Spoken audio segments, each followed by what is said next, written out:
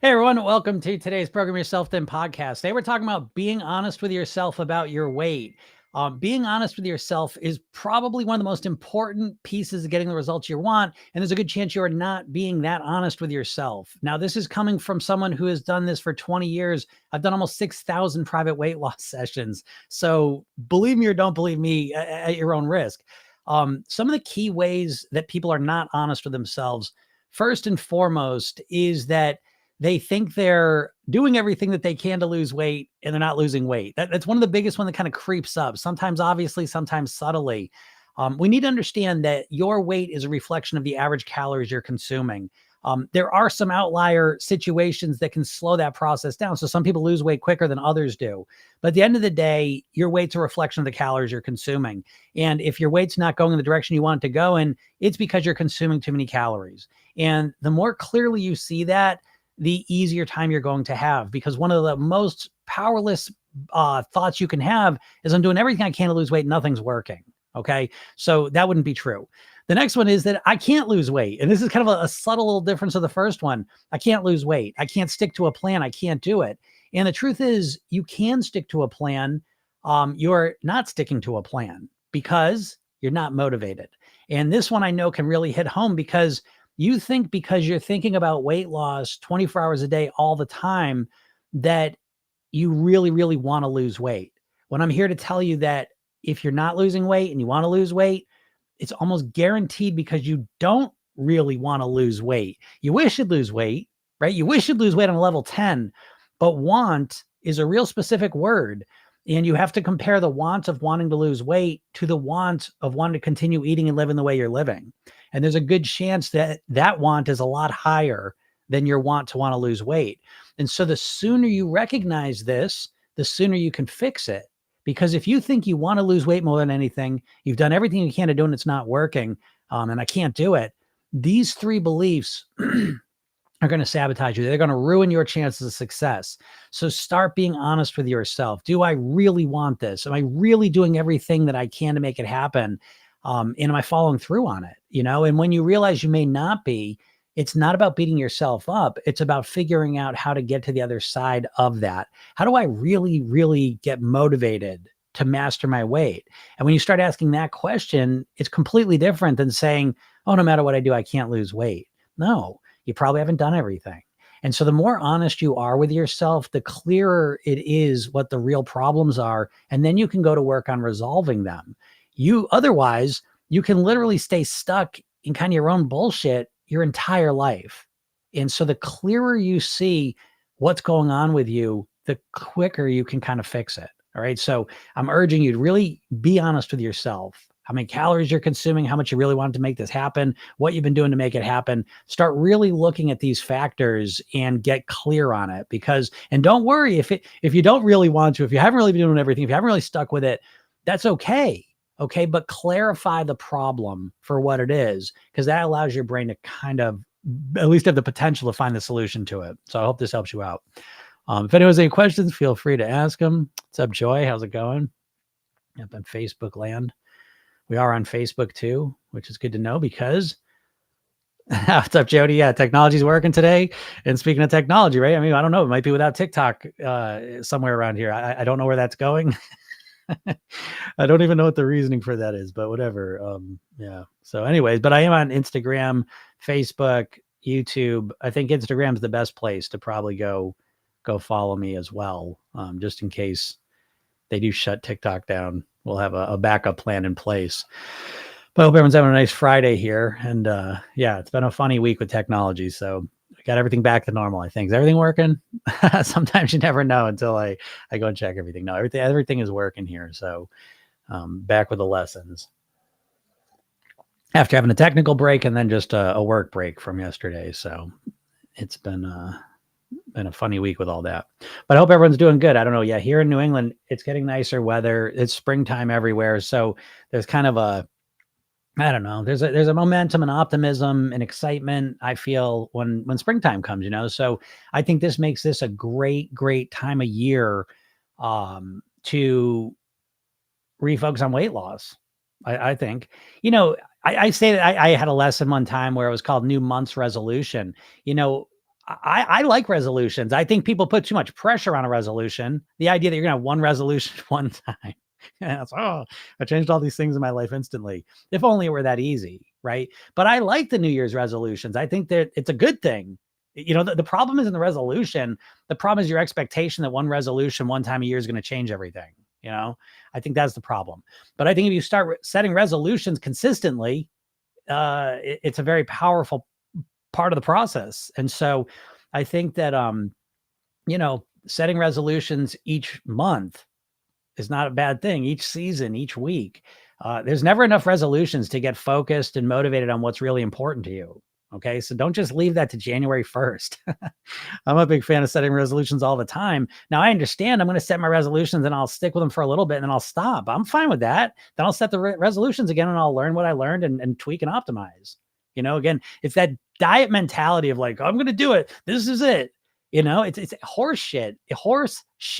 And I don't know if Mario's going to get on here today, but I just watched that video he wanted me to watch. I'm all hyped up from that because I don't watch much.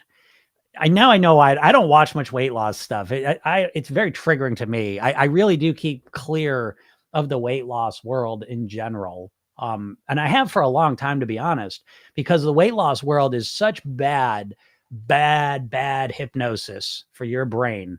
It's bad for my brain, and I'm a weight master. I'm a master of my weight. This is what I've been doing for 30 years, personally, 20 years professionally. I'm a master. I have no problem saying that. And I will listen to this shit. And it's like, every time I go into the diet world, I can feel it coming at me. It's like politics, it's like politics are best kept at a distance. Otherwise they overtake you like a virus. And so the diet world, oh my God, I never watched that shit. And I watched it and it makes me feel gross. I don't like it. So anyways, Poppy School says I get stuck in the, I know what I need to do, but I can't do it mode. It's all related to my stress level. Well, Poppy, let me help you with that. You don't know what to do. Okay. We do what we know how to do, right? You know how to write, you write. You know how to speak and read, you read. You know how to use a computer mouse, you use it. And if there's something you want to do and you're not doing, it's because you don't know how to do it. And I think that's another of being honest with yourself that I should add in that little lesson there. You're just bullshitting yourself with the I know what to do, because I will clarify this for you. You think knowing what to do, like let's just say keto, because it's the goofiest of them all. Oh, I know what to do to lose weight. I just stop eating carbs completely. Well, that's like a real global simplistic tactic that if you could magically do it, like if you were a robot, yeah, you might lose weight. But in order to even imagine you doing that, you have to like really disassociate yourself from reality and who you are as a person. And so really knowing what to do is knowing, oh, if I eat this for breakfast, I'm satisfied until lunch. I eat this for lunch, I'm satisfied till dinner. And then knowing that those strategies for how you eat, and again, in Program Yourself, then we have clean and pleasure days. But let's just say I have strategies for eating that are comfortable. So we'll start with what the dieters just give a shit about how much weight I'm going to lose. Okay, so fine. I have a way of eating that I'm going to lose weight with. Okay, great. And that's all a dieter cares about. Oh, so I know what to do. I know what to do to lose weight. I don't think that's what knowing how to do to lose weight. I mean, Jesus Christ, you've got to clarify this because you've known what to do to lose weight for your whole life and you haven't done it. So we need a more robust criteria for what exactly is it that I need to know to lose weight. It's not just a tactic. It's got to be a deeper, more robust understanding. And we'll simplify it by saying, I know what to do, but I know how to do it in a way that's comfortable and easy for me and somewhat automatic. Now, once you have strategies that checks all those boxes, now you've got a chance of actually knowing what to do. But right now, this idea that, oh, I know what to do, I just got to do it, basically is code for, I got this way of losing weight that I hate doing. And if I could force myself to do it, I would lose weight. Well, you can't force yourself to do shit you don't like to do. So good luck. What are you all forcing yourselves to do all the time? Let me know. Let me know in the comments what you're all forcing yourself to do all day long for your lives. And let me know, because I don't think there is much. So anyways, yeah, Deanna, yeah, hearing that is surprisingly comforting and motivating. It's easy to tell ourselves BS. I always love you for that, Deanna, because, and a lot of my clients like that. It's like, I know some people feel triggered, when I say, listen, if you're overweight, it's because you're consuming too much. And it's like someone hit them with a stick. It's like, what did you think before I said that, And it's like, we can get so indoctrinated in our own bullshit that we can't even see reality for what it is. And so I get out here with pure love for you all, folks. I know any of you that know me know that. But pure love comes with honesty. And I would not be doing you any service at all if I just, continue the bullshit, And so, yes, if you're struggling with the weight, it is because, if you're struggling to lose weight, it's because you're consuming too many calories. And so we need to figure out strategic structural ways to reduce your calorie consumption that are comfortable and relatively easy to continue. That's the secret. And you never add that last piece of the criterion. You as a dieter just settle for, just tell me what to do and I'll get myself to do it. Even though you've never once done that. That's the weird part. That is the weird part, but again, that's humans. We can get so locked into our own thinking that we no longer live in reality. Okay. And dieters are very much like this, not living in reality. There's Mario. Poppy Schools says, thanks. Haven't thought of it that way. Well, that's what I'm here for, Poppy. And again, how I approach weight mastery for myself and with my clients is rarely like jumping into what you think you should do and giving you the David Goggins rah bullshit. It's more about, let's reframe how we're thinking about it. So a lot of times when I'm getting questions, I'm not just giving like an answer. I'm kind of taking a step back and saying, let's think about it differently. Because I'm telling you, the number one reason you're struggling with your weight is because you are trapped in a dieter's mindset. You think like a dieter, and thinking like a dieter is almost going to guarantee that you'll never master your weight, because the diet mindset is complete and total bullshit that's been put into your head by the food companies. All the big diets you're referencing are owned by food companies. The whole diet approach is put there by food companies that want you to keep eating their bullshit food. Weight Watchers was owned by Heinz. Jenny Craig was owned by Nestle. Atkins Food Products was owned by the same company as Carvel Ice Cream and Cinnabon. Slim Fast was owned by the same company that owns Ben & Jerry's ice cream. These companies do not want you to eat less of their bullshit foods. They want you to do drastic diets for a little bit of time and then go back to eating all the bullshit foods for the rest of your life. And that's what you're doing as a dieter, most likely. So we need to take an extra step back. I'm not going to join you in a dieting mindset and say, oh, well, you got to track your calories this way. Oh, let me give you a hypnosis session so you can cut carbs out completely for the rest of your life. Because it's all bullshit. And so we got to take a step back and say, wait a second, what's your goal here? We've got to start with that. Your goal's all fucked up to begin with, honestly. You may not believe that. Sorry, Sam, I know you asked this question a minute ago. How many meals should one have? You should have as many meals as you need. Okay. So I would never tell you 3 meals. You need to have 3 meals because you're your own person. There's 8 billion people on the planet. Okay. So you may not want to hear this, but you've got to figure out what works for you. So for me, I start off, now there's best practices, strategies that work for the greatest number of people. So I will say best practices with meals. I've seen 3 seems to be the number that I see for the most amount of people. But then I also have people in the program that are thriving, having 5 meals a day. Some have 4 meals a day. Some have 1 meal a day. So it is up to you to figure out what is most comfortable and resonates best with you, which again there's a bigger lesson in that than me giving you a number. Do you see what I mean? And so it's like, I know you want me to just tell you 3 meals, but I would never do that because each person is a unique individual and you need to honor that and build your approach around you. You're building a one size fits one plan for yourself. And so it only matters what works for you. So I couldn't answer that. But what I will say is let me just start with the concept of 3 and you can tweak it whatever way it fits you. But the key is this, that you start with your first meal of the day and you figure out what you can eat that first meal that gets you to the next meal comfortably. Then you figure out what you eat this meal, get you to the next meal comfortably. And that's kind of like the first step to it. And then you can start tweaking and optimizing it. But that's kind of the key thing is dieters don't do that. What they're trying to do is they're trying to restrict as long as they can. And then they make bad decisions for the rest of the day. So we need to strategically kind of figure out our eating structures. This is one of the main things we do in Program Yourself Thin is you come up with your eating blueprint and you have to customize it to yourself. Tough shit. You got to do a little bit of work. I know you're just so used to diets just telling you what to do like you're a little kid. You're not. You're a unique human being and you're only going to do a plan that really resonates with you. So you might as well just take a little bit of time, figure it out, and then have that plan. I've got my blueprint. I know what I should eat and not what I should eat, but I know what to eat that allows me to live at my goal weight comfortably.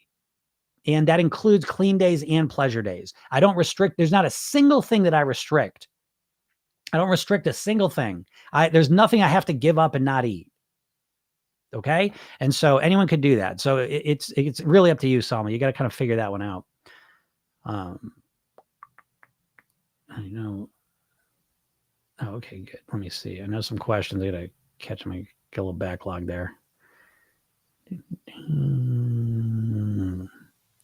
Hello, Nora. How's it going? Nora says, force yourself to go camping when you hate it. Force yourself to be with people that you don't enjoy. Force yourself to exercise you hate. It's taken me 50 years, but I get it now. I get it, Nora, right? It's so funny. You just talked about camping too. I was like, my brother wants to go camping.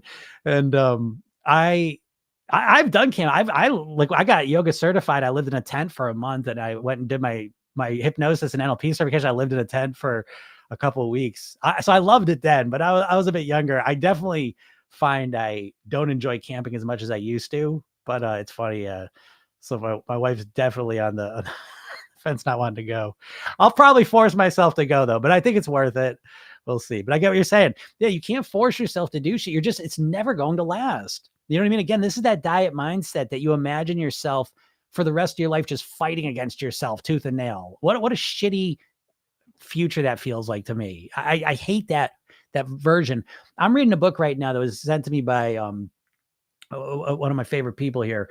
And it's called the Self-Permission Method. And I'm really, really liking this. I'll be talking about this more as I get deeper into it. But it's this, God, when it comes to change in this culture, we've been so indoctrinated with this like fighting against ourself mentality. And it's in all areas, but especially with weight loss. And it's such bullshit because it just doesn't work. It doesn't work. And when it works, it's miserable, and then it stops working. So yeah, trying to fight against yourself is really a nightmare, I think. I had 7 small meals today, but somehow still stayed in a deficit. Wow, good job, Mario. Good job.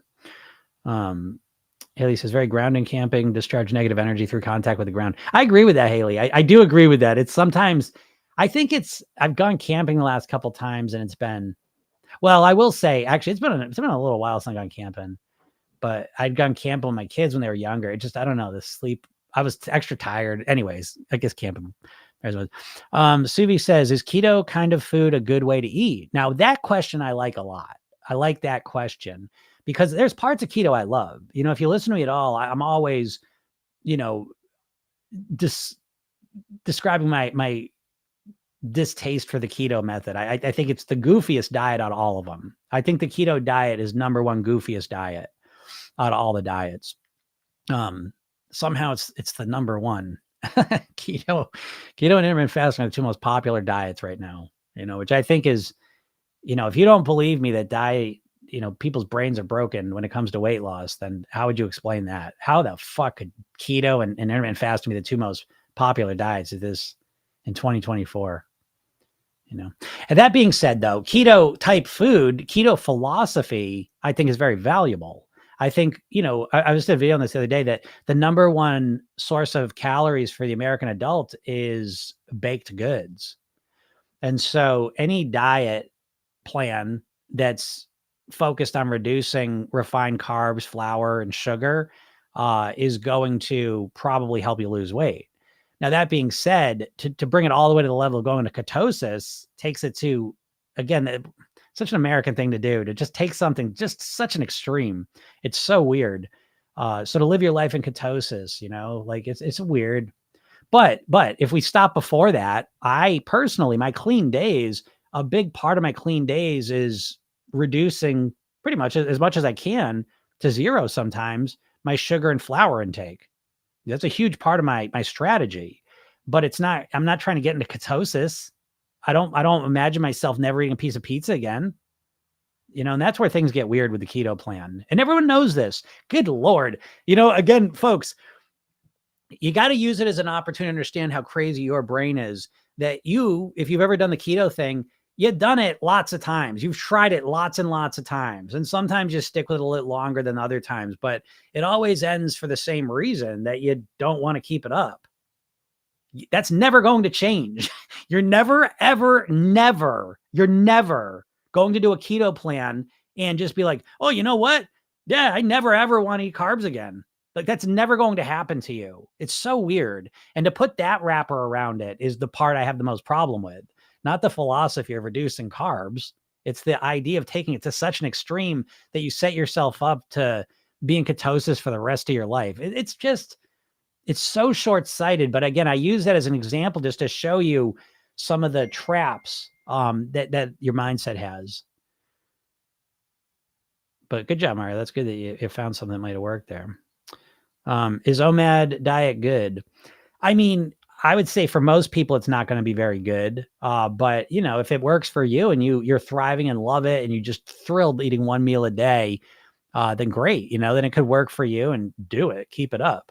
But if you're trying to do OMAD and you're just obsessed with food and you're hungry all the time and you hate it, and then no, that's what I'm trying to tell you. Dieters, again, they just disconnect themselves from reality.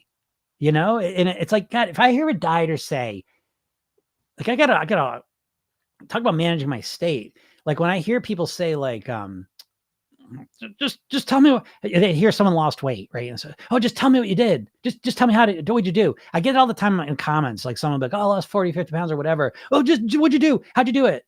You know, and it's like this idea that you're going to hear what the person did and then you're just going to do it. No, you're not. No, you're not. How many diet plans have you tried? I mean, you know this stuff to do. What's the glaring problem in your weight loss strategy? It's that you don't know how to get yourself to do it consistently. You know, so if you think the missing piece of your plan is that you don't know what to do, you're really, again, you go back to what I was talking about at the beginning, you're bullshitting yourself with a capital BS. You're completely bullshitting yourself and you're missing the main thing. That's why, again, oh, I know what I got to do. I just got to do it. You're 500 miles off the path. I mean, you have no idea what you're doing. And I really believe that. So again, OMAD diet, knock yourself out, test it out, see how it feels, you know, and if it works for you, cool. If it doesn't work for you, there's other ways to do it. Okay. OMAD is just all the diets are just a tactic. Every diet is one tactic. You know, you've got to get out of that mindset that there's one thing you're going to change and that's going to completely change your weight. It's so stupid.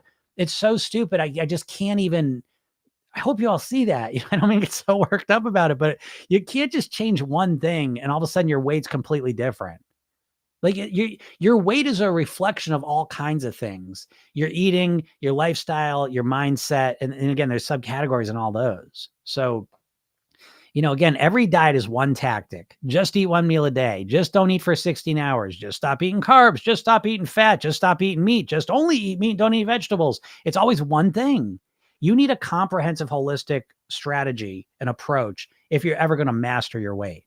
There is no one thing to do. There's no berries from the mountains. There's no, tea from the jungles. There's no pill from a medicine thing. There's just no magic cure. And so the sooner you wrap your head around that, the sooner you can get to work on really resolving and figuring this out, you know? I love listening to you and learn so much. Thank you. You're welcome, Pancakes. I appreciate you saying that. Can't imagine a life without bread. Yeah, me either. I don't want to live a life without bread. I don't want to live a life without wine at this point in my life. So what? You know what I mean? I always say this. I really think that the starting point of your weight and health success is by saying the words out loud. I don't want to be the healthiest person I can be. I think that's a nice place to start because we bullshit ourselves so hard we think so binarily, you know, and it's like, oh, I'm going to be the healthy. I'm going to be perfectly healthy now. And as soon as you make the littlest health or eating mistake, you're just totally blown off course. But I think it's nice to start with, I don't want to be the healthiest person I can be. You know, because you don't. So yeah, I can't imagine life without bread either. Kath says, I had a sleeve 12 months ago. I'm still 28 pounds overweight, being very good, excitedly, but no loss in 3 months. Why? Yeah, that's interesting. 12 months ago, I'm still 28 pounds overweight. That's very interesting, Kath, and not that unusual. It's unusual that you didn't lose any weight initially, I would say. What I see a lot with the sleeves and the bypasses is people will lose weight initially, and then they'll put it back on, you know, and not everyone, obviously, but a high percentage of people, like a lot more than you think, cut their stomach down to this size and still end up having weight issues, which I always use it as an example to really prove the point that your weight really is a mindset issue more than anything else, right? Because if you make your stomach this big and you're still having weight issues, how's this possible? I mean, how much more clear could it be that it's up here, you know? So yeah, without knowing more details, Kath, I couldn't say why. I mean, the answer I come up with, and you're not going to like what I'm going to say, and I imagine your doctor must have said this, but somehow you must not have reduced your calorie consumption, because 12 months, if you had reduced your calorie consumption by 10, 15, 20% at least, 12 months, you would have lost weight.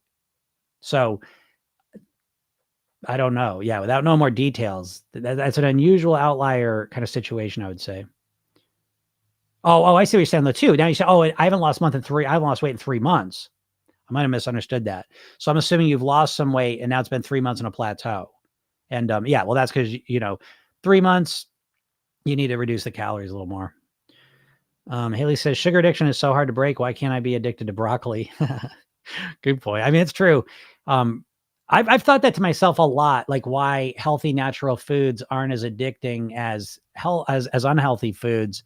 But I think that, what ends up happening is those foods are hyper palatable. They're concentrated forms. It's like drugs, right? Like people have been chewing on coca leaves for thousands of years without getting addicted to them. Then cocaine is a whole different thing because it's a concentrated form of it. And so sugar is a concentrated form of something. Even in nature, even if you got your hands on some sugar cane, it doesn't come out like sugar like you eat, like granulated sugar.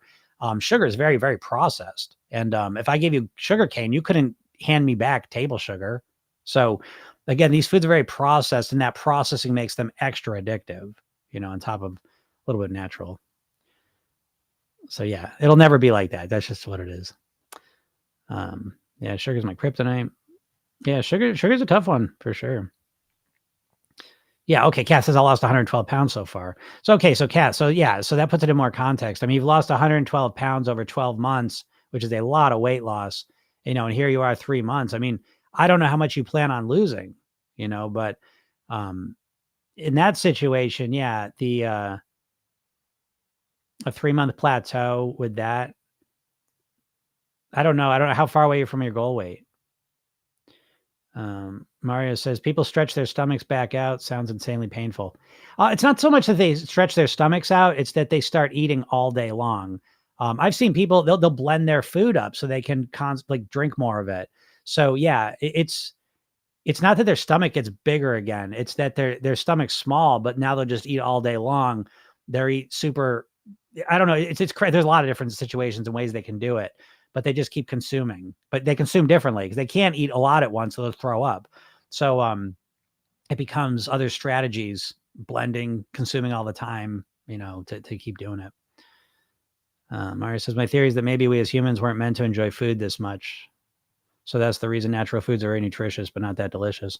Yeah, I agree with that too. I think everything's relative. And I think that, I think I think about this all the time because I'm like, how did we lose in really like in one generation, basically, we've completely lost the ability to intuitively eat healthy, like in a way, you know what I mean? Like we've just completely lost it. And it's weird, but I don't know. Yeah, our brain's very adaptable too, I guess,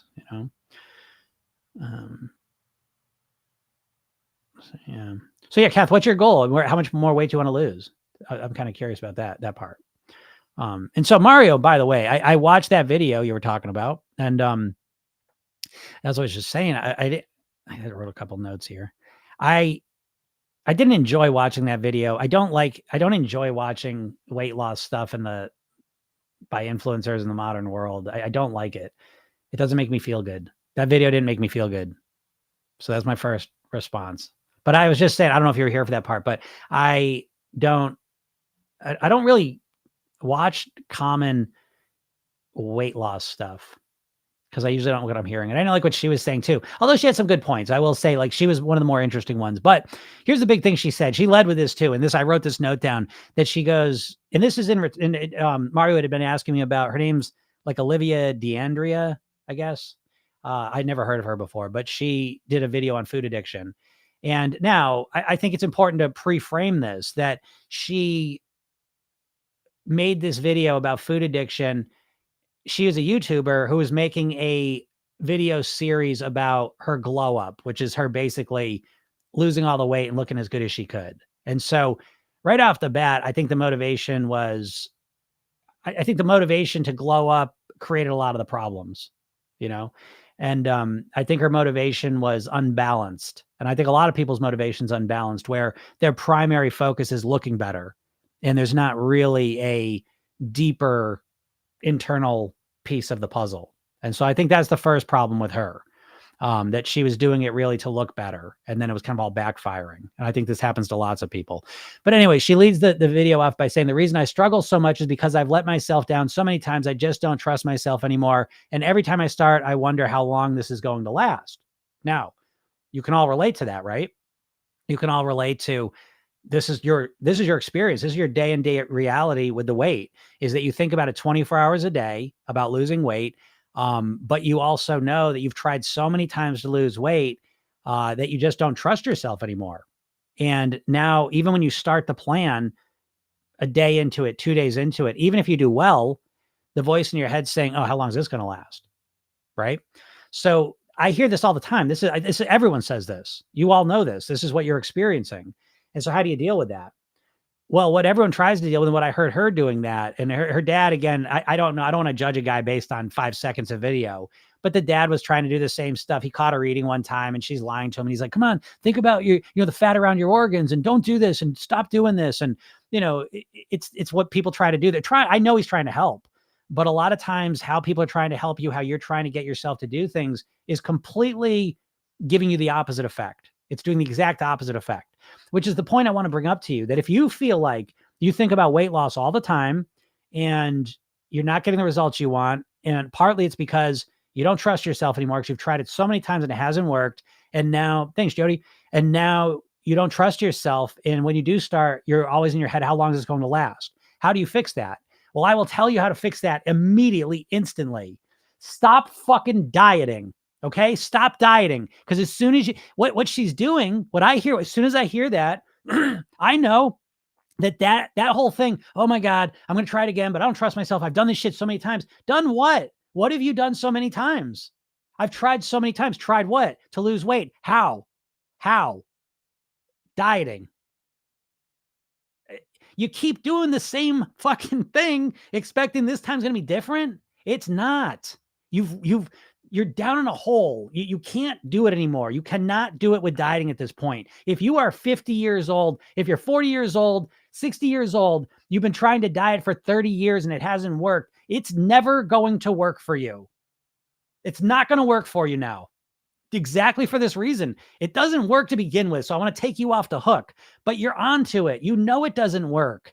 And that's why before you start to diet, you know it's not going to work. Even when you stick to it and get some results, you know it's not going to work. You've lost weight in the past and put it back on. You don't believe it's going to work because it's not going to work. It's not addressing the main problem. Now she gets in the end of it. She hits her David Goggins period where she gets all fired up and shit. And so she gets some better results, I guess. And again, some of the stuff was good because she started focusing on the inside, the mindset piece. And I like all that. So great. But whatever. I wish her the best. I don't know where it all went from there, but it was, that was her journey. But again, I think she's right in the sense that it's never enough. You can't keep doing the shit you've been doing and expect it's all of a sudden going to work. Right. And this is the trap you're all in right now. If you're dieting, if you think a dieting is going to work, it's not. You don't believe it because it doesn't work. A diet is based on losing weight. The goal is to get to your goal weight. And then what? And because you think it is a short-term thing, right? It's a temporary thing. I'm going to diet until I lose the weight. That's honestly how you code it in your subconscious mind. And so once you think it is a temporary thing, now that sets you up to do extreme things. Well, shit, I can do keto for a couple months. I can do that for a couple months. And so it sets you up for a short-term success at best. And then what do you do once you hit your goal weight? You put the weight back on. That's what 95% of dieters put the weight back on. You have probably experienced this. I know there's been at least a couple times in your life where you've lost a significant amount of weight and then you put it back on. And so now in your mind, you associate even weight loss success through a diet at this point, you associate with failure. So you know what I mean? Like you're trying to turn on a lamp on that's unplugged and doesn't have a light bulb in it on top of it. It's just there's no chance of success with that way. So you can't keep trying to do the same thing. This is why I say, if you hear yourself uttering the words, I know what I got to do. I just got to get myself to do it. I want you to, when they do the joke, like raise your hand if you've ever said to yourself, I know what I got to do. I just need to do it. And then slap yourself with it. You don't know what to do. And the big difference, the alternative, is that you never diet again.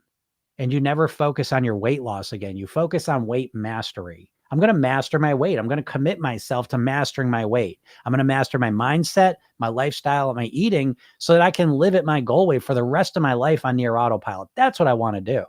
I don't just want to lose some weight. I want to master it. And now all of a sudden you're in a completely different, it's completely new. It's different. It's not dieting.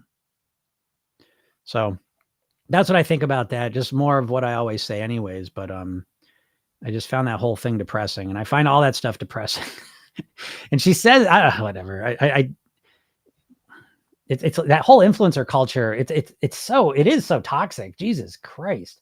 It is just, I think about this all the time. You know, I mean, I look at this girl and I'm like, you know, first of all, you know, I already mentioned this. So I'm waiting to see someone like a real, and I never judge anyone's weight based on what I see. Cause I know there's plenty of people 10, 15 pounds overweight that are unhappy with that, you know? So it's never about the weight because everything's relative. But I look at this girl and I think she's a beautiful girl, healthy weight, all the rest of it. And you just hear the language, you know, she's like, I'm weak and I look like shit and I'm ugly. And it's like, oh, you know, it hurts my heart.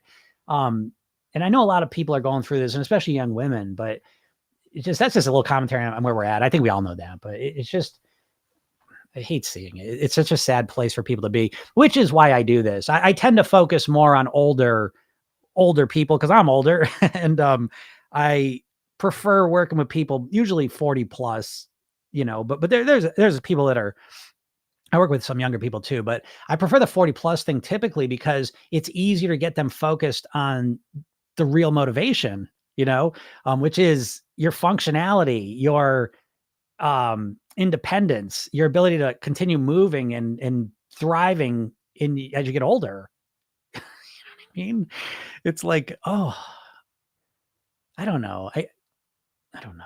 You know, like, you know, what's a new thing now with the kids is skincare, you know, and it's like, I got family and what is she? 9 years old, I think. And it's like, oh, she wants for Christmas. She wants all skincare stuff, you know, 'cause that's the new thing. And it's just like, it's, you know, it's because it's a double-edged sword. You know, the more you want your skin to glow and look better, the more aware you are when it's not. And it's never good enough, you know? And it's just like, I don't give a shit about my skin. I'm not saying you should be like, you know what I mean? Like, there's things I care about, I guess, but the visual appearance piece is like, you got to get over it somewhat. I don't know. I'm going on a diatribe here, but whatever. I just let it go. But yeah, Myra says, definitely agree. It wasn't a nice one, but it was just a very eye-opening video for me. Yeah, I didn't know about the glow up series. That was the only video I saw. Yeah, I guess she does a whole I don't know. She didn't seem like she's as active anymore. I don't know what her story is, but yeah, you watch the food addiction. I mean, and I'm telling you, if you are dealing with what you consider to be a food addiction, or you feel like you're out of control with your eating, your weight, watching shit like that, you think it would be motivating, but it just makes you more feel depressed, and you're almost guaranteed it's going to trigger you to go binge eat a bunch of shit. Because the problem is, see, this is what I was mentioning that with like the problem I have, and I saw it with the people around her, people trying to kind of shame her and herself trying to beat herself up to get herself to do the right thing. And that's what most dieters do. That they try and, you know, rely on their self-punishment. Other people don't really punish you as much as you punish yourself. Most dieters have a very punishing voice in their head, a self-punishing voice, trying to beat them up and get them to do the right things. But it rarely works the way you think, because one of the core problems is the best way you know how to feel better is to eat. So the worse you feel, what do you think you're going to do? The worse you feel, the quicker you're going to eat the bullshit. So again, I know it's like such a crazy idea for a dieter to think like you could start feeling better now before you lose a pound. And that could help you lose the weight for good. You know, it's the flip side around, you know? So, and I will say one other thing. She kept saying she's weak because she couldn't stop eating. But I totally don't agree with that framing. I think if you're out of control with your eating, it's not because you're weak. It's because you're powerful beyond belief and you're doing exactly what you want to do. You want to eat the food. You do. This is what I was talking about in the beginning about being honest with yourself. You want to eat the food. And the sooner you realize that, the sooner you can go to work on the real things. So I don't think it's that she's weak, because look, she's the same person. And she started changing her mindset a bit and started doing other things. Now, I don't love the strategy she did because it's the Dave Goggins, come on. I hate that stuff, but that's me. You know what I mean? Again, he seems like a great guy, and it works for him. Obviously, he's done amazing things. So people that are like that, knock yourselves out, but I think we got enough of the just do it crowd. You know what I mean? Like there's enough people out there telling you, come on, do it. Think about the pictures. Think about how you're going to look. It's like, I don't like that. That's not me. But again, I'm not knocking it because there's 8 billion people. So it's like, I know there's a lot of people that will like that and succeed with that. So great. But I also know there's a lot of people that don't relate to that. Just do it bullshit. Just punish yourself, force yourself to do it. Whip yourself down. I'm not like that. And so for me, that what works for me personally, and where the people I appeal to are the ones that they don't have that. I don't have it. I really don't believe I have willpower. I have congruency. I really want to eat well because I like how I feel. And I really want to manage and master my weight for a lot of really important reasons to me. And so once it's set up that way, what may seem like willpower to someone is really just congruence for me. So I don't know. I work with a person who has never drank alcohol in their lives. So it's like in my mind, I'm like, oh my God, I could never do that. I would have never done that. But they grew up totally different than I did, thinking about totally different. So it was a lot of willpower for them. The way they grew up, it wasn't part of their reality. So they thought about totally different. So it wasn't a willpower thing. It was a mindset thing. So I tend to think of that more. I think we all do what we want to do. I think we're all very powerful, and I think we're all doing what we want to do. You don't like the effect of what you want to do, but you like what you want to do so much that you really don't give a shit about the effect. That's the truth. You weigh what you want to weigh. Chew on that for a little bit. See how it feels. You won't like it at first, but it's going to be true. And at least now you're in the game. There's nothing worse than misdiagnosing shit. Isn't that the worst thing in the world? Because then you think because that's what all dieters are. I think all dieters are misdiagnosing the problem because they're thinking, well, my problem is really what dieters, what it comes down to, because this is what it sums it up. Oh, I know what I got to do. I just got to get myself to do it. What's get myself to do it mean? It's code for my problem is I don't have enough willpower. And I'm telling you, that's bullshit. Because again, I use this example all the time, but if you're a non-smoker, it's not because you have this amazing amount of willpower. It's because you don't want to smoke because of the way you think about cigarettes. You see? And it's just the same thing with food. My ability to change my eating has not been because I tapped into some magical willpower. It's because I tapped into a new mindset that looks at food very differently.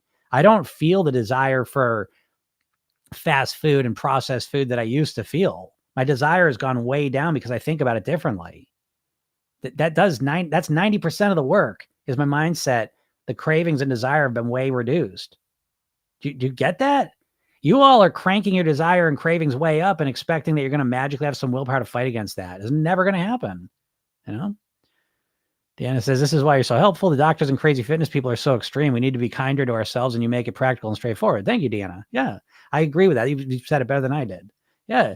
And again, I don't mind it. I have no problem with like the crazy rah-rah fitness people. Like I think there's a place for them. It's fine, but it's taken over the entire industry. I mean, like the entire weight loss industry is built around this bullshit. And I don't want to say, I don't mean it as bullshit. It feels like bullshit is so overwhelming, but in its right place, it's like, okay, there's that strategy, this strategy, cool. But I think what happens with weight loss in a nutshell is it's basically people trying to fit a square peg into a round hole. You're trying to force yourself to be like David Goggins. You know what I mean? You're trying to force yourself to be like that influencer that you watch who, is tracking every food thing and has 5% body fat. And you know what I mean? You're not that person, and that's okay. Okay. And so when you be more kinder and relaxed and nice to yourself, and you want to eat better because it feels better, I think that sets you up for much better success. So anyways, Eric says, my glow up will be modeling my lab work and showing how much my health has improved. Eric, I love that. I love that quote. That's really great. Yeah. I love that focus. And I don't know, I literally, I mean, multiple times I'll talk, I've had conversations and people almost like roll their eyes at me. You know what I mean? Because you've so been conditioned to think about motivation for weight loss as a superficial thing, like what you look like. It's been millions of diet ads you've seen, which cause you to think about weight loss motivation as I want to look better. And it's not enough motivation. The real motivation, and I don't know if this person's written a comment yet because I can't wait to see, but someone wrote, I made a video and it said, what you consistently eat in your life will probably be one of the the main factor in how long you live and obviously your quality of life while you're alive. And they're like, that's bullshit. Stress and genetics. That's what it is. And someone's like, no, what you eat is really important. They're like, oh, that's misinformation. And I'm like, that's a crock of shit. Okay. Because right now in America, the top 3 causes of preventable death are smoking, high blood pressure, and obesity. Okay. And so that's not, they don't put together they don't put cardiac disease, diabetes. They don't include that stuff. And so I know some of that's genetic, but if you think that your eating is not the main thing that's going to impact your lifespan, I mean, short of a piano falling, obviously I'm not accounting for that, but saying that you get to live to be an old person, one of the main things that's going to impact how long you're alive for. If you don't believe that, go look up the Framingham study. Where they literally, women specifically, this one I'll stick in my mind, I'm blowing the numbers a little bit, but basically obese women, I think, were living like 4.5 years less. No, overweight women were living 4.5 years less. Obese women were living 7 years less. So, and doesn't it make sense? I mean, come on. I mean, don't be I don't know. It's like with the cigarettes, when the cigarette first go, oh, bro, cigarettes, lung cancer, give me a break. That's genetics, and it's just like, I don't know. We've gone through this dance too many times.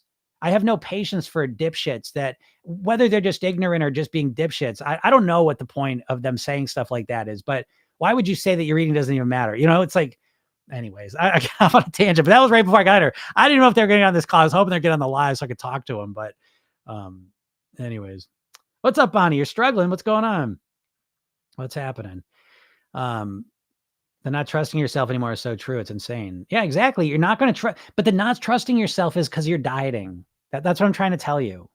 If you stop dieting and you say, you know what, I'm going to commit to my weight mastery. I always say weight mastery is way easier than weight loss. Weight loss is really, really hard because you tell me the diet plan you've done where you didn't jump in 100% on day one.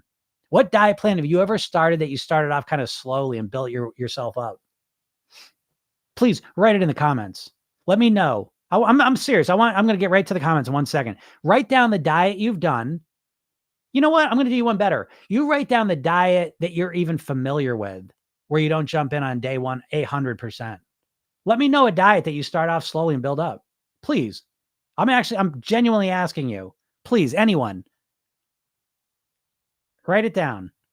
Yeah, Joanne says, look around. There are a few fat people in their 80s. They're dead. It's kind of true. I mean, it's just, obesity is a relatively new thing.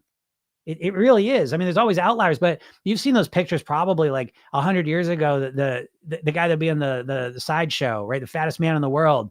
And he's like, he looks like he's 250 pounds or something, So, I mean, it's again, it's no judgment here. It's a clear cause and effect. We have way more food and it's way more processed food around us than we've ever had in history. And so obviously there's going to be way more weight issues, but do not live in some reality in your head where you don't associate what you're eating consistently over your lifespan with your lifespan.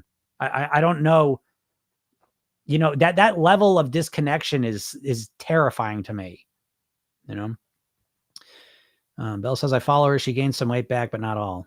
Okay. And again, I don't know. It was the beginning of her journey. So I never know. Like I said, I never learned from people until they kept the weight off for a couple of years, because those are the people that I've based everything I'm talking about are based on people that have kept the weight off. So again, I'm focused on weight mastery. What's up, Vicky? She says, you're so right on. Love your perspective. Thank you, Vicky. Appreciate you saying that. Who's he talking about? I got here late. I'm talking about, I don't know her name, but it's Olivius DeAndrea.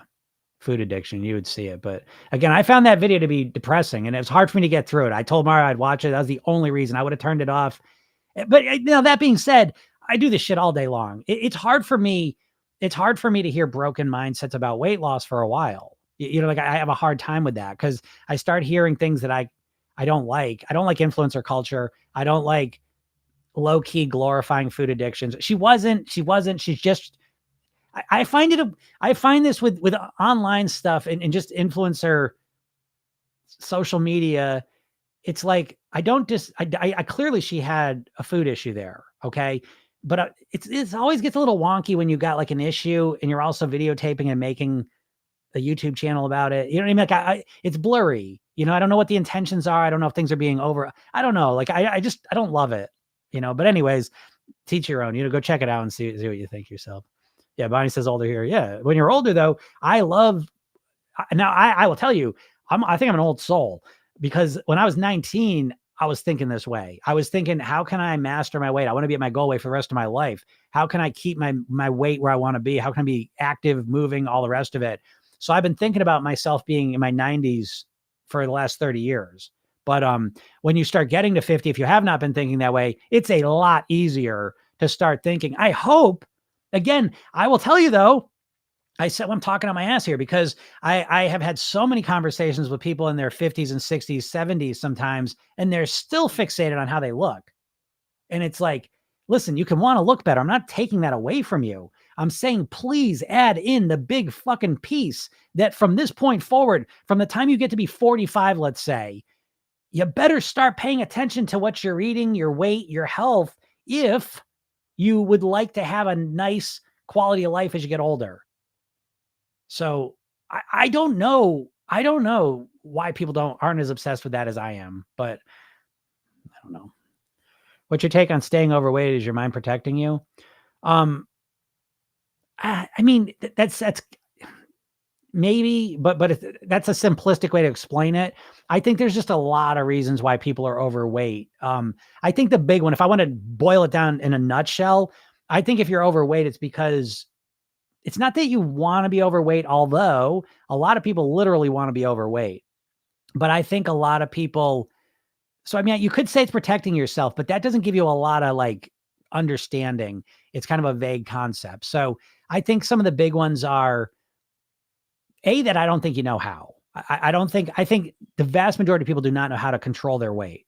You haven't learned. You've been hypnotized and brainwashed by the diet industry, which is the food industry, to approach weight loss with a broken strategy. And so because you think that's the only strategy, you basically have kind of given up to some degree. And so to some degree, your mind has said, with the way I know how to lose weight, I don't think I can do it. And so you're kind of like, fuck it, And so there is that. Because I think once you understand the nuts and bolts, that's why I do this for free every day, because I want you to see that there's a whole other way to approach mastering your weight that you have no idea about.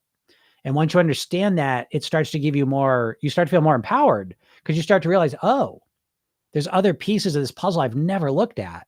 And that's very interesting because what you've been doing this whole time is you just look at it as a dieter, and the diets may change. Maybe I try keto and I'm going to try intermittent fasting and I'm going to try Weight Watchers and I'm going to try this and I'm going to try, and it's like, it feels like you're doing different stuff, but you're not. They're all diets and they're all broken in the same way. And so, but you start to create this belief that it doesn't matter what I do, nothing works, because the only way you know about dieting or losing weight is dieting, surgery, pills. You don't know about a mindset-based approach. So I think there's a lot of reasons why there is for them. Mary says, have you heard people saying the reason you can't lose weight is because you're not eating enough? Yeah, I've heard that. And again, I'm not laughing at that. Like it can't happen for a little bit of time, but there's so much stupid shit out there about weight loss. It's just, what you got to do is you got to take a step back, because the starvation mode thing. And I think starvation mode is I think it's a phrase we give to when people drastically cut calories and don't lose weight for a couple of weeks. And so whenever I hear anything, I always look at it through the prism of time frames. And so listen, man, this is what I think. If you think you're not losing weight because you've gone into starvation mode and your body won't release any weight, Go look up some pictures of famine situations in history and go look for the overweight person. Go look for the person who looks beefy, not even overweight. Guess what you're going to find? None of them. Everyone's skin and bones. So starvation mode is that shit is insulting. It's offensive. You know what I mean? Starvation mode is not when you cut calories for 2 weeks and you haven't lost any weight. So yeah, I have heard that. Now I don't know. I mean, like there is a thing, there's a thing called broken metabolism. It's very rare, but what it does, again, in the short term, your body may hold on to the weight, but in the long term, there's no holding on to the weight. Yeah, Haley says I feel trapped by my fat. Haley, have you got my hypnosis session and watch the video? You should do that. And I see there was no password relentless. Is it password? I always wonder what the P word. It must be password. 42-year-old mom, never dieted. I was in the perfect storm. Didn't know I was celiac. Ate whatever. Last time I found I was celiac, so makes sense. And now my body was in starvation. Gluten is out forever, but now listening to Rewire the Bad Habit I accidentally built. Yeah, that's what we do is we look at what we're doing and we just keep optimizing it. You know, it's what I'm talking about, and what Program Yourself Thin is it's a strategic approach to mastering your weight. And the word I really want to highlight is strategic. You've never had a strategic approach to mastering. I can know that. I don't even know you. And I know everyone watching here has never used a strategic approach. I know you haven't used a strategic approach. I know it because a diet is a tactic. It's one thing that you're going to force yourself to do. A strategic approach is, how can I get myself to do the things I want to do to lose weight and live at that weight easily and comfortably? How can I program it into my subconscious mind so I kind of just do it? How can I set up strategies that I enjoy and that I want to continue with forever? Strategy is thinking about the peripheral things that you've been ignoring all the time, your lifestyle, your mindset, eating that works for you, you know? And that's what bums me out, you know? And that's why I talk about this every day though, because it's almost never a situation where you can't lose weight. It's a situation where you don't know how. You've never been taught this, you know? And you wouldn't intuitively know because we live in an alien world now with alien food and you don't know how to deal with it. And you've been taught how to deal with it through diets that are owned by the food companies. Would you trust the McDonald's diet? If McDonald's put a new diet out, would you go and sign up for it? You know, if the Snickers diet, they put out a new diet plan, would you buy it? I fucking hope not, but I don't know anymore. I don't know, but would you believe them? Because that's who's putting the diets out. Do you understand this? You know, again, I make this point every single day because I want you to stop blaming yourself. You're blaming yourself because you feel like you're weak and that you have no willpower. And I'm telling you, that's not the problem. The problem is you have fucking no strategy. You have zero strategy. And you're trying to do it all through willpower. And it's so dumb. I'm not blaming you. I'm not calling you dumb. I'm saying the strategy and your approach to weight loss is dumb. I'm not blaming you because that's what you've been conditioned to think in. That's what everyone around you is doing. But when you take a step back and look at dieting, I think you're going to find that makes no sense. And again, I will say what I say regularly here is that as many times as I've done this, I've been doing the podcast now I'm up to 325 episodes or something. It's been like I'm going on almost 2 years. I do this every weekday. Not one time, not even one time, not even once, not even a dipshit troll. No one has sit here and argue me that a diet is good.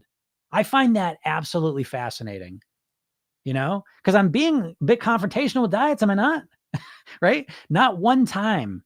I had one person I remember, he's done well with Weight Watchers, you know, and so I that's fine, you know, but no one here is telling me like, oh, Jim, what you're saying is bullshit. You got to do this meal plan. You got to cut carbs out. You got to do that. No one ever says that to me. I find that fascinating because that just goes to show that you don't believe in what you're doing at all, which means you have zero plan, zero understanding of what to do. And so if you do actually care about your weight, which you probably don't, because again, you live in this, you do have a psychological immune system. And if you believe you can't lose weight, then you've now kind of justified that in a million different ways. You've gotten comfortable. I don't like it, but okay. You know? And so I don't think you even want to lose weight. I think you've habituated to not liking it, but it's like, okay, I kind of know it, and whatever happens, happens, and blah, blah, blah. That's where I think most people are at. And I'm not judging it. Again, it's not a judgment. It's being honest with yourself. I don't know how you're going to move the needle if you're never honest with yourself. And I think the first thing, every person I ever talked to, the first thing you got to do is you've got to, the first hurdle you got to clear is the motivation hurdle. You think you're motivated and you're not. That's the first problem I see with almost everyone that wants to lose weight and is not. You're not really motivated. And so that's the first thing. And then once you are actually motivated, the next step is really learning, again, it's learning what to do and knowing how to get yourself to do it. And to program yourself, then that's the eating blueprint and the reader rehearsal technique. And once you know those two things, you've illuminated two areas of your weight management that you've never even thought about. And when I say eating blueprint, I'm not talking about a meal plan that I just give you. It's a million miles above that. It's figuring out what works for you, which you've never done, you know? Yeah, Deanna says it's so helpful to hear that. Body might hold on to weight short term, but not long term if consistent. Yeah, good. It's right to hear that, right, Deanna? Again, the diet industry, I'm telling you, the diet industry doesn't want you to lose weight. They want you to do something extreme and then quit. That's what they want, because the diet industry is the food industry and they want you to keep eating their bullshit. That's why you think about calories instead of thinking about nutrition. You know, because they want you to think about calories, because calories are devoid of nutrition. Oh, it's like 1,000 calories McDonald's, 1,000 calories of fruits and vegetables. What is the difference? Just 1,000 calories. That's what's going to make you lose weight. So your head's filled with rocks because of the diet industry. And I just can't stress that enough. You know, I haven't been taught how to have good food freedom, and financial freedom. I imagine food freedom, you mean. Yeah, well, you're right about that. Financial freedom. I was just about to do a video on this, so I'm glad you brought this up. Let me wait. I'm going to get back to that in 1 second. Because I wanted to get something. The skincare thing is sad. Many little girls caring about their flaws and weight, skin, etc. Yeah, I agree. So how would you target a weight loss plateau? Let me answer that one real quick. And I want to come back to the food and financial freedom, because I think they're intricately linked. But I saw this question asked before. How I would target a weight loss plateau is I would treat it as an opportunity to practice your maintenance. Okay. Because remember, this is ultimately about achieving the final plateau, which is your goal weight. Your goal is to stay at the same weight for the rest of your life. Okay. Now you want it to be a reduced weight, but it's the same thing. So when you do stuff to get to a plateau, congratulations, you've taken action, you've gotten some results. Wonderful. Now calm down, relax. Okay. And start to optimize whatever you've done to get to the plateau. So whatever shifts and changes you've made in your eating and your lifestyle, optimize them. And what optimize means doesn't mean cut more calories. It means optimize what you've done, make it easier, make it more enjoyable. Okay. Start optimizing so it's easier and more enjoyable. Stabilize what you've been doing for a month or so. See if the weight loss kicked back up again. And if not, look at what you're doing and then strategically pick the easiest place to cut some more calories out. That's how I approach it. Okay. Someone wrote that name. Stupid question, but how do you minimize your desire for junk? You change the way you think about it. She did say that. And I thought that was really interesting, that books are a great way to change your mindset. And I agree with that, because I think that program yourself thin is about changing your subconscious programming, and reading books, watching documentaries is it's basically hypnosis. Reading books, watching documentaries, listening to podcasts, learning new things creates new associations, connections, and reframes things. So that's a great way to do it. But there's a lot of ways as well. Deb says, I follow an intermittent coach. He says high blood pressure isn't hereditary, which I believe it is. Well, it's a little bit of both. I'm a big believer in the phrase that genetics loads the gun and lifestyle pulls the trigger. And so, my father died at 54 of a heart attack. I am practically a vegan, and I had cholesterol over 250. So there are real genetic factors, no doubt about it. But yeah, I mean, I think it's probably a little both. High blood pressure, like my cholesterol, right? Well, my cholesterol really is primarily genetic. I eat like a vegan practically, and there's not much dietary cholesterol I'm consuming. There's not too much there to change. But for most people, their cholesterol is a bit more of both. There's a genetic factor to it, but there's also a much bigger lifestyle piece for those people. But I look at my father and I'm like, Jesus Christ, if he had the same kind of cholesterol, his eating was out of control. He must have had cholesterol in the 300 ranges. He didn't have a chance, So I look at myself now. I'm a statin too. But even if I hadn't gone on a statin, I don't know what would have happened. Who knows? Again, there are genetic factors. So I'd say probably, Deb, that it's probably a little bit of both is probably more way to look at it. I just love indulging too much. It's so hard. I get that, Queen, but again, that's a reframe. You know what I mean? Like, you love indulging so much, but you think you love indulging so much because of the way you think about it. But if you thought about it differently, you may change how much you think you love indulging, But I appreciate you saying that but then just enjoy indulging. You know what I mean? Just let the weight go. Let the worries about health and stuff go and just indulge yourself in the rest of your life. Nothing wrong with that either. I think the worst place to be is be on the fence, Sonny says intermittent fasting. Intermittent fasting is fine. Again, it's one tactic. You're not just going to intermittent fast and master your weight, okay? Because you can start intermittent fasting. There's still a mindset component. There's still strategies to make it happen. There's still, what are you going to eat when you're actually eating? And so, intermittent fasting is fine as a tactic I use intermittent fasting. Now, I don't do 16 hours. There's no magic about 16 hours versus 13 hours. Okay. They have to make it sound like there is, because they're always trying to sell you bullshit products and stuff. And so they got to make it so the only way to do it is this way. You got to do it this way. This is the way to do it, but not true. Weight Watchers twice, failed Nutrisystem, failed other diets, failed. Yeah, exactly. So stop dieting. I like, again, with Program Yourself Thin, there is no failure unless you quit, because we're not measuring what the weight loss is going to be this week. We're not measuring how long you can be perfect for. We're starting the plan, not even trying to be perfect. We're looking to improve things. And again, this is what I'm trying to say. Like it's so hard. You're so embedded in the diet mindset that you can't even see it. But I'll point this out, that it's the way you approach weight loss is kind of like if you wanted to play the piano, but you're like, I'm going to start by playing 10 hours a day because I want to get good fast. Well, like logically that seems, that's a great idea. The more you play, the better you're going to get quickly. But in reality, if you were even able to do it the first day, the next day you wake up and your fingers are cramped, you hate the piano now, there's no way you're getting yourself to play 10 hours the second day.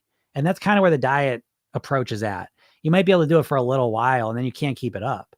And so Program Yourself Thin, we don't start by changing everything all at once. We start by focusing on your worst eating habit, maybe your first eating habit as well if you have a little extra energy. But we do it strategically and systematically. It's like you're trying to go to college in a week. You know what I mean? Like there's a time frame to things. You're trying to get your garden ready, plant the seed, water it, feed it, and pick the fruit by the end of the day. Your impatience in the way you think about weight is so fucked up that it's dooming you before you even have a chance of getting any good results. So stop dieting. So Kathy, at 67, I feel like I'm running out of time to master my weight and wasted too much time on diets. Okay, Kathy, I'm glad you said that, because what I always say to people is that you only have wasted time if you don't learn from your experiences. So at 67, with all the diets and shit you've done, some things have worked, most things haven't, is you've got lots of experience and wisdom. The problem is you're not utilizing any of that because you're stuck in the core diet mindset of all or nothing. And so I get people all the time that are in their 60s, and we utilize all the wisdom and information they have to get way faster results, by changing your behaviors and understanding what works for you and what doesn't work for you. You've got a lot of wisdom there, but you never utilize it because you either doing the plan or you're not doing the plan. And it's like that's probably part of the dieting problem there, is that it's this plan that's not really built for you. It's just this one size fits all plan. Bullshit. So Program Yourself Thin, you really build on your wisdom and knowledge. There's a lot of it there. You just don't know how to use it. Haley says, you're a fabulous mentor. Thank you. I appreciate you saying that. How would you, Sonia said, I've lost 59 pounds unattributed fasting, and I love it, but I'm stuck in the last 10 pounds. I cannot lose it, and I'm frustrated that I can't lose it, and I'm eating correctly. Well, okay, Sonia. So, I mean, you've lost 59 pounds, so I don't know where your goal weight is, but let me do the math on this one. So you want to lose 70 pounds. My brain's not working here. Let me just look this up with the old calculator. Because what you're saying, I find this really interesting. Is that the calculator? So let's see. 10 divided by 70. Okay. So you want to lose 70 pounds and you've lost 59. So you're 86% of the way to your goal. And it's like the fact that you're frustrated is such a bummer instead of the fact that you're not elated. I'm not telling you what to feel. You know what I mean? It's not my job to tell you what you should weigh and all that stuff. But when you really take a step back and look on it, like being 80%, 86% of the way to your goal, and I don't know how long you struggle with your weight for. I bet it's been a while.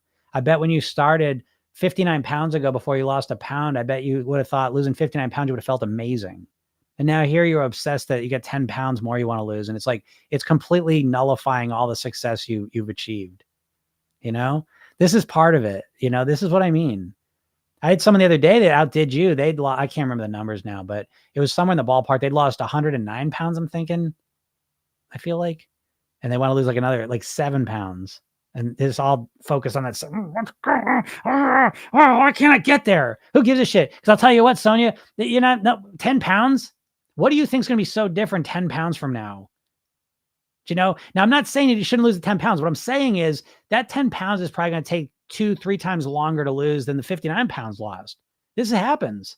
The last pounds take longer, I think, for a multitude of reasons. But I would hope that you approach those last 10 pounds with an air of lightness and success and elation and excitement that you're down 59 pounds. First binge day this year. Yesterday, new responses to give myself grace and get right back on track today. Learn that from you. Super job, Erica. That's what I love to see. That's what I see. Because again, binge days are going to keep happening. You're never going to hit a point where you never overeat again, where you never eat the wrong food, where you never binge, or you do too much. You never get. That point doesn't exist. This is not alcohol. This is not drugs. You're not abstaining. I think that abstinence model with food, I think, is just terrifying to me. That's me, whatever. But I think of weight management as managing an addiction. It's a managed addiction, mastering your weight. And so it's not abstinence. It's interfacing with the substance and learning how to interface with it in a way that gets you the goals you want, But great job, Erica. That's wonderful. People aren't thinking about health because ignorance is bliss. I think there's a little bit of that. I think people are nervous to think about their health. I think that's true, What's up, Mike? Honestly, not really sure if dieting is that bad. People are fatter than ever before. Well, yeah, Mike, but I mean, do you think any of that might have to do with dieting? I mean, there's never been more diets in the history of mankind, and we're bigger than ever. Overweight, obesity rates are skyrocketing, and we've never had more diets than we have. So I am really sure that dieting is that bad. So I will let you know that coming from an expert, I do consider myself an expert, and I would say dieting is absolutely that bad. And yeah, how would you Sam? I answered your question, right? Am I still that far behind? Because I've seen that question a couple times. What are your thoughts on menopausal women and weight gain? I think it's a real issue. I think menopause affects your hormones, your weight, all that stuff. However, it's not the defining factor. It doesn't prevent you from losing weight. I mention this all the time. My whole career has been helping women in some phase of menopause lose weight, master their weight. So yes, it's a real issue, though. It's a challenge, insulin resistance, menopause, Hashimoto's, PCOS, thyroid issues, hormone issues. These are all real physical challenges for people. However, you can still lose weight. It's still about a calorie deficit, over time. And I think in situation where there are physical challenges, the lifestyle piece becomes extra important to kind of deal with that. No one is forcing you to eat the junk. I think you're so right, Jim. People want to be fat. Never thought about it that way. Yes. Oh, good, Sonia. Wow. Good. Thank you so much. I didn't see it that way. And yes, I love the way I look. Good, Sonia, right? Appreciate it. Because here's the thing. What you've got to do, Sonia, now is you've got to flip from weight loss to, I always say, like, you've got like one mindset. You got an overweight mindset and a dieter mindset. And you've dieted yourself down, but you can't keep dieting. And this was part of the reason why you struggle with getting that final 10 pounds down. Part of it is it's slower, but a big part of it is mindset. Because who are you going to be when you're not dieting anymore? And you're scared to death you're going to go back to being the overweight person, right? So what you got to start focusing on now is becoming a thin and healthy person. And a thin, healthy person is happy with their body, happy with their look, want to feel better, want to look better, want to, eat better, have more energy, blah, blah, blah, blah, blah, all these things. So you're shifting gears. And now, in our program, we start with this. We start with maintenance, okay? Because the goal is to live at your goal weight, not just to get there for a day, and then start putting weight back on. It's to live at your goal weight for the rest of your life on your autopilot. So we start right off the bat with really creating a self-image of who you want to be.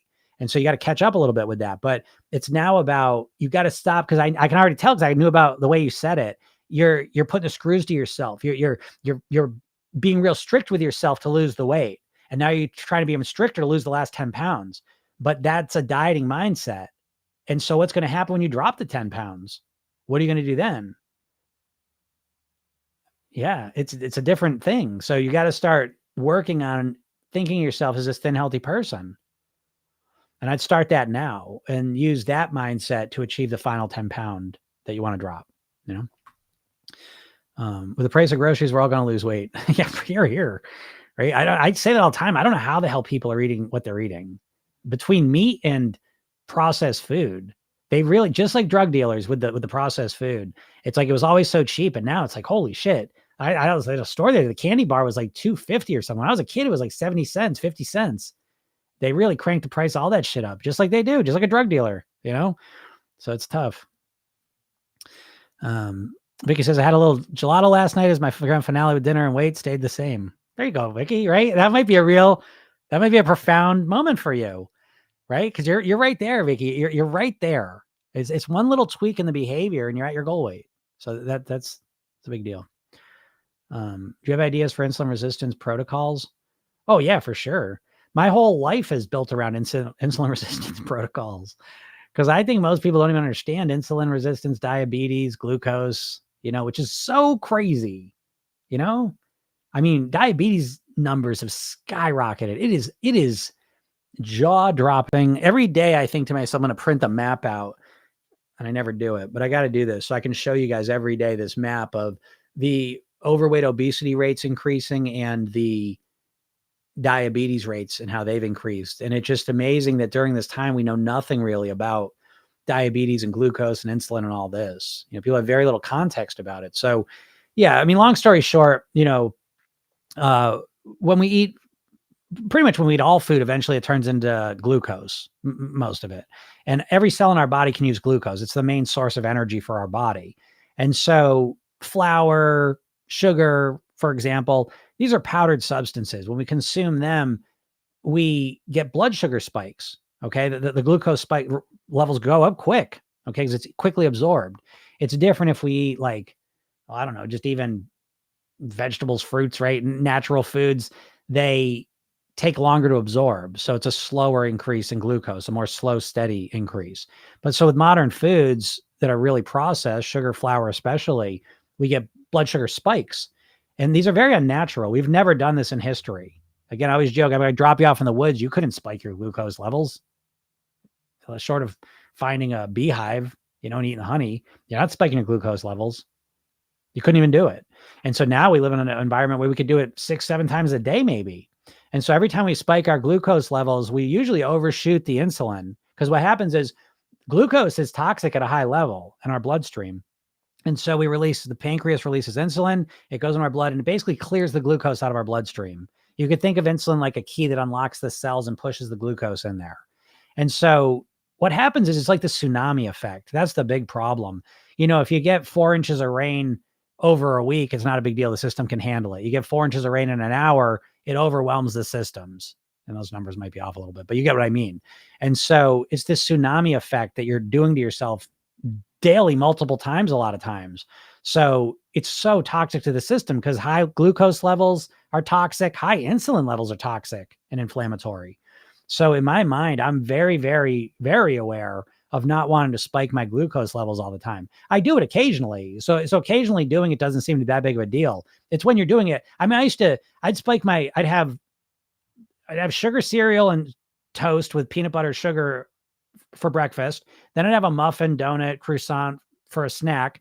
Then I'd have lunch with cookies at the end of it. Then I'd have a snack with chips and candy, maybe a soda. Then I'd have dinner. Then I'd have dessert. And then I'd snack all night eating shit that was spiking my glucose. I mean, so we're like 6, 7 times, drastic glucose spikes, so it's easy to do it all the time in this culture. So it's very, very detrimental to everything that you are as a person, not just your weight. So yeah, the ideas for insulin resistance protocols, the more natural whole foods you eat, that's kind of my protocol. I must absolutely hate the body positivity movement brainwashing us with the junk food ads and all bodies are healthy. Yeah, I agree, Mike. I don't like that part of it. The body positivity movement, I kind of split it right down the middle. I love the piece of the no shame, not feeling any shame in response to your weight. I don't think shame, I think it's one of the final, what do you call it? I'm blanking on the word here.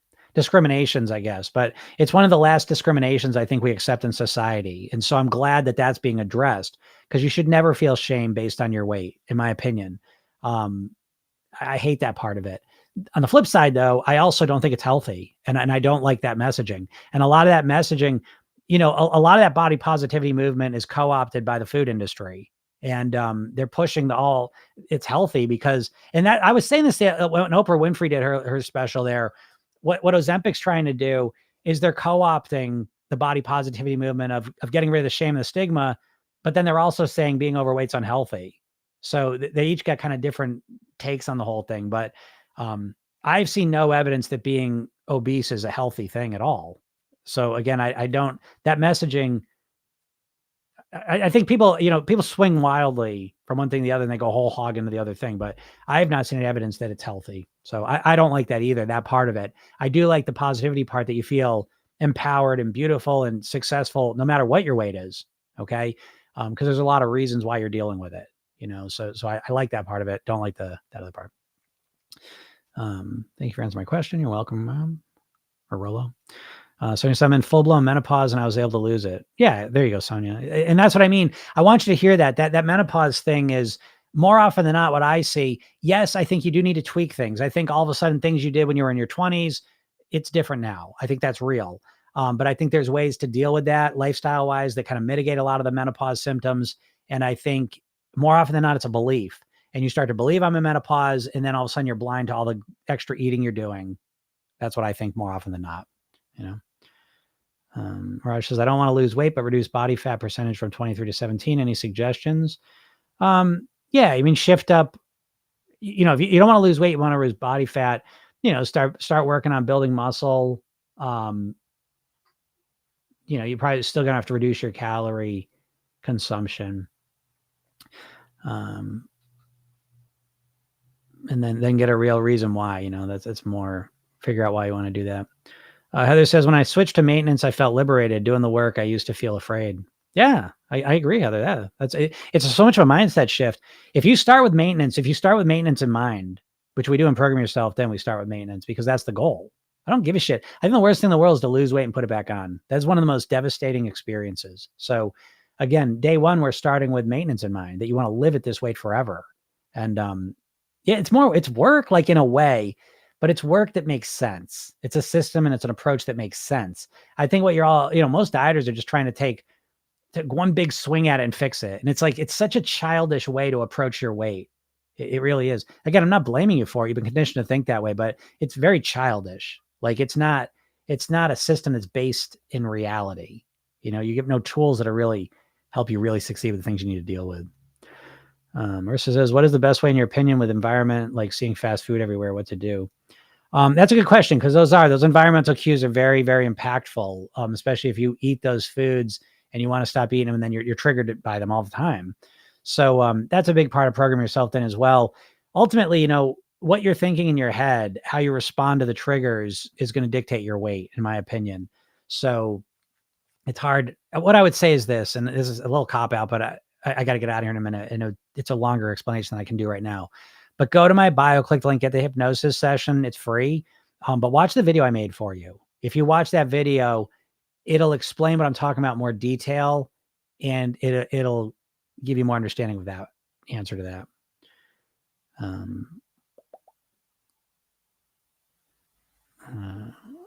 Lots of turkey. Lots of turkey. He's such a negative person. Please print the map out. I know I'm going to print that map out. I got to do that. And I literally, it's funny. I can get rid of this one now. I had your old note on there, Mario. I did it. Now I can get rid of it. But then I had oh, you know what I did? How ridiculous am I?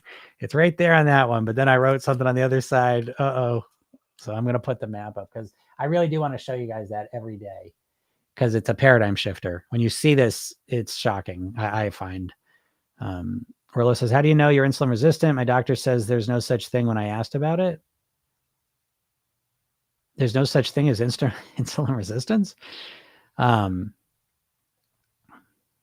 mean, that's interesting. How do you know you're insulin resistant? Well, I mean, I guess that's interesting. It's funny stuff like that. Like I'm on the detail of that. I guess typically what ends up happening, insulin resistance, by the way, is when we keep spiking our blood sugar, we have to keep releasing insulin. And like I said, this is very unnatural. The level of spike glucose we're putting into our bodies is causing us to release an unnatural amount of insulin to fight against it. And so eventually what happens is the cells become resistant to the insulin and the pancreas starts to have trouble producing enough insulin, right, to do the job.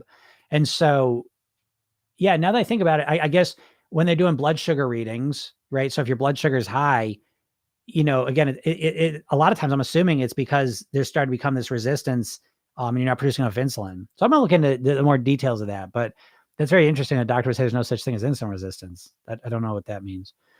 Diabetes is the number one cause for kidney failure. Yeah, diabetes is so intense, and people just gloss over it now because I don't know why, but people gloss over diabetes like it's just I don't know, like your eyes going bad as you get older or something. It's weird. They just accept it. Yeah, you can wear the glucose monitor to get a sense because the glucose monitor is going to measure your glucose, and it'll start to, I guess, when you're eating and seeing what the typical levels are will indicate the insulin. But that's it. That's just one of those funny questions of something that I always remember when I was a waiter, someone asked me they're like, what's a fajita? And I was like, fajita? It's a fajita. You know what I mean? Like some things, like they call this gist knowledge, right? It's like, I got the gist knowledge of it. And I need to get more explicit knowledge. So I will look that up because I'm kind of curious about that now. Weighing myself every day has helped me be more forgiving of myself. Game changer. Thank you, Crystal. I'm glad you said that. I know it's ironic. It's ironic, but weighing yourself every day, I think it helps you helps you move through a lot of the emotions you feel, all that apprehension you feel about stepping on the scale, that terror, that fear. When you start doing it every day, you start to just, and it's weird. It starts to have a lot of positive effects. I know that sounds strange. I'm really glad you said that, Crystal. Did you just go live? No, I've been on for a little bit. I'm about to wrap it up, but yeah, I was on I think I started right around noon today. If you don't think you can lose weight, you never will. That's pretty true, unless you're working with me. Like for real, because I've had clients and they're like, they achieve a bunch of weight loss. I said, what's the craziest part of this whole thing for you? Like the craziest part is I never even believed it was going to work, and I'm still losing weight.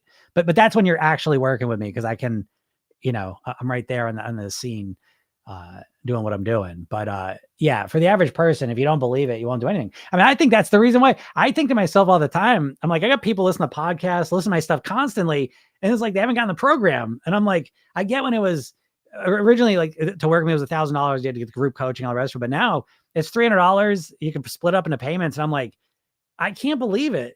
I'm like, why? How can this be? I think about this sometimes, and I'm like, I assume it's people just don't believe it's going to work. You're so apathetic at this point. You don't think anything's going to work, which is why I guarantee it, by the way. Like you'll never, I don't know. You'd have to let me know if you find another weight loss program that guarantees that you'll lose weight. So if you use my program, if you listen to the sessions and you fill out your blueprint, I guarantee you'll lose weight. If you don't, you just think, oh, this is bullshit. Within 30 days, I'll just give you your money back. I don't want your money, So I think about it all the time, but I do think a lot of people just are so apathetic. They've given up basically. I don't think anything's going to work, but, so I don't know. There's a test, of fasting insulin level test. All right. Yeah, that's interesting about weighing every day. That's what you say, Jim. Yeah, there's a lot of side benefits to it as well. Some people show their skin, the skin becomes dark around neck and face. Yeah, sure. When it gets pretty bad. Yeah. Thank you again. Exactly. That's awesome. I'm really glad. And I see someone just follow me. Make sure you follow me too, folks. If you don't follow me, if you just kind of stumbled on this, make sure you follow me, because I'm releasing videos all the time. You never know when you might catch one, right? Just at the right moment. I hear that all the time. They're ready to go crazy with the eating. Saw one of my videos and it fixed them. Yeah. And now I'm kind of talked out, and I got a call coming up I got to do. So I wanted to talk about the financial, but I'll talk about it real quick, because I was mentioning, someone was saying like food freedom, financial freedom. Your money that you make. Now I'm going to say this. No, I think it's pretty true.